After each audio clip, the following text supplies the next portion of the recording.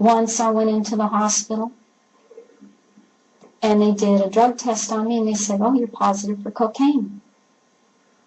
I have never done anything like that.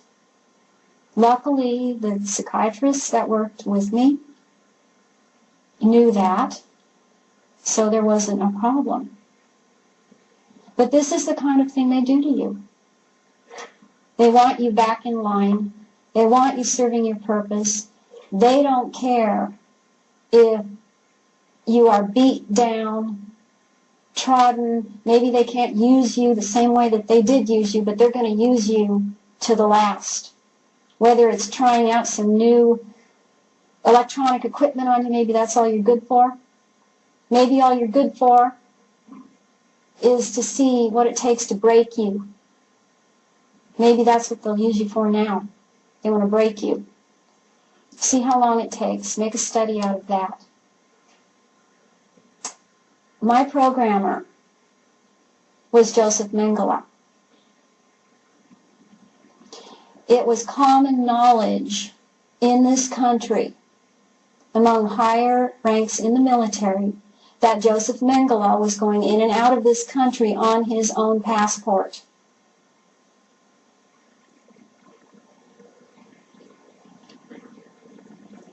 He went from the United States to South America. I saw him at China Lake Naval Weapons out near Ridgecrest, California. That is also very much associated with Area 51. I was utilized at Area 51. What I know about underground bases at this time, specifically Area 51, is that the first 5 levels are more or less associated with the United States government. But down to level 14 is not. It is also associated with a base in South America. And that base is on the perimeter of Paraguay. I had the chance to speak with somebody who doesn't know anything about any of this. Oh, I'd say less than a year ago, who had been in the Peruvian army, because it's on the side of Peru also. It's a very large base.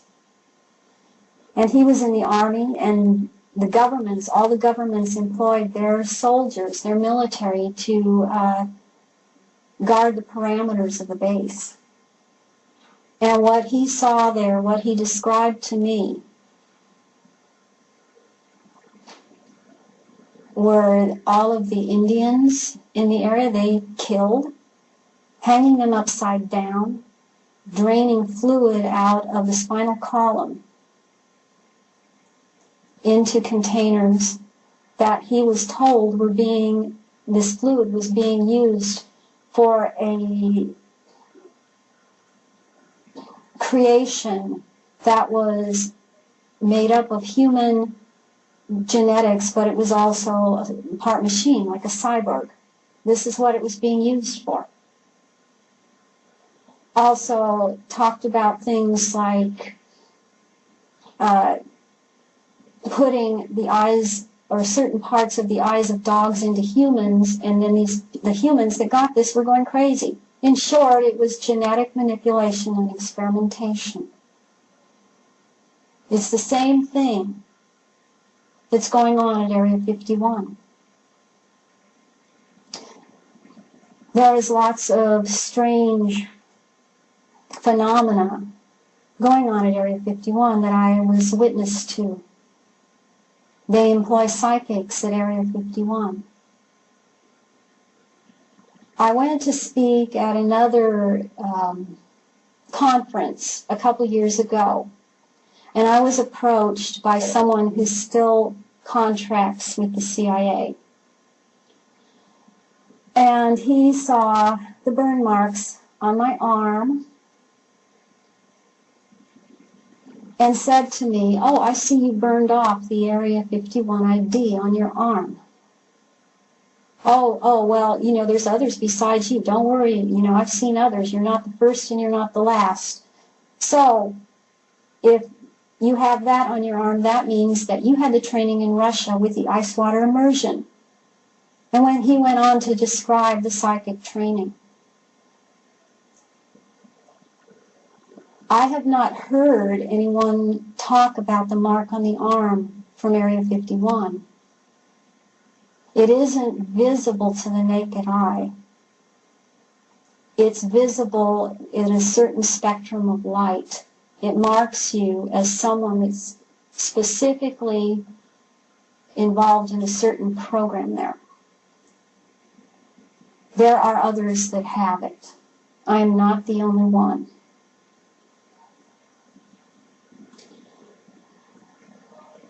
Something else that I was used for, there is an intelligence agency that goes by the name of Janus. The other side or face of Janus is called Sirius. Sirius is made mostly up of military trained psychic assassins. They're watchdogs. Janus is also psychic assassins. I was being contacted to do that, and I happen to remember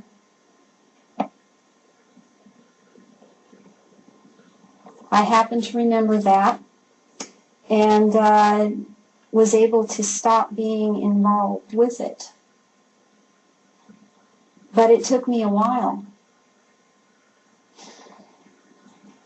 I had said something to Julianne McKinney about it, and she acknowledged that there is this group.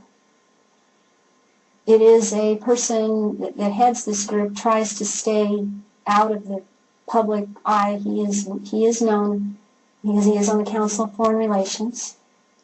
The headquarters of this program is in Brussels, Belgium, in the NATO building. They train psychic assassins and sell them to agencies, other agencies. That is what they do.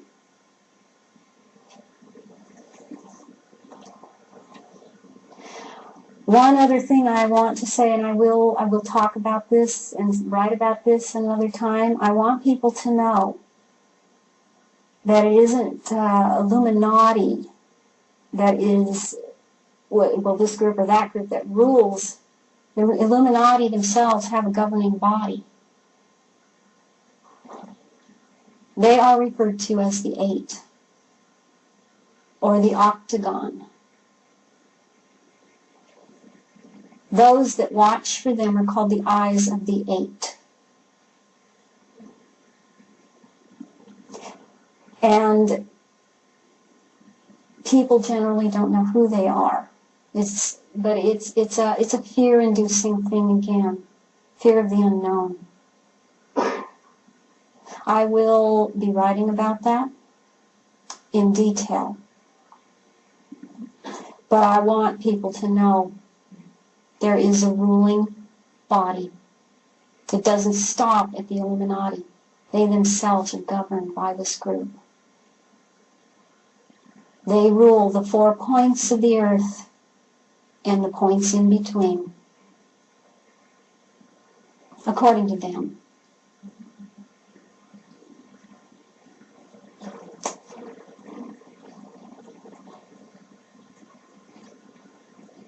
I want people to know that I have hope for this planet, for all that live on this planet and in this solar system and in the galaxy. I really think I had a hard time having hope until I realized